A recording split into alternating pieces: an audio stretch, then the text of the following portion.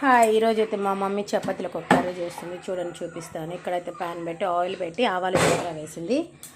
ఇదండి, ఇదైతే పచ్చిమిర్చి, దీన్ని క్రష్ చేసింది. గ్లాస్లో వేసుకొని మనం చపాతీ కర్రీ ఏదైనా ఉంటుంది కదా, సో దాంట్లో కచ్చా పచ్చా రోలు ఉంటే రోట్లో చేసుకోవచ్చు, లేదంటే కిచెన్లోనే ఇలా సింపుల్గా చేసుకోవచ్చు.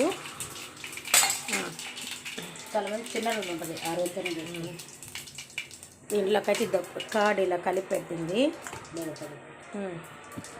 నెక్స్ట్ చేయను, ఆయిల్ కాగిపోతుంది. చాలా సింపుల్ అండ్ చాలా టేస్టీగా ఉంటుంది. చూస్తూ ఉండండి. పచ్చిమిర్చి గంటి తీసుకో,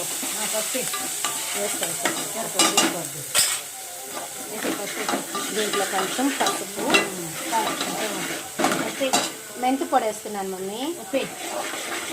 కొంచెం మెంతులు పొడి వేయండి, బాగుంటుంది.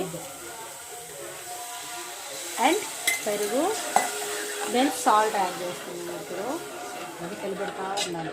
ఇంతే సింగ్లో పెట్టుకొని, పెరుగు విరిగిపోకుండా అలా అని ఆపేయొద్దు, మళ్ళీ పచ్చిగా ఉంటుంది. సింగ్లో పెట్టి ఇలా స్టవ్ని ఇలా గెరిటిలో తిప్పుతూ ఉంటే విరగకుండా గుల్లలు గుల్లలుగా రాకుండా నీట్గా ఉంటుంది. కొంచెం పెరుగు కూడా ఉడుకుతుంది, టేస్ట్ కూడా వస్తుంది. చాలామంది ఇరిగిపోతుంది అని అంటారు, అలా ఏం కాదు. సింగ్లో పెట్టి చేయండి, ఏం విరగదు. ఇలా కలుపుతూ ఉండండి, టేస్టీగా ఉంటుంది. అది మనం చేసేదాన్ని ఓకే సార్. అబ్బా, ఆవిరి వస్తుంది.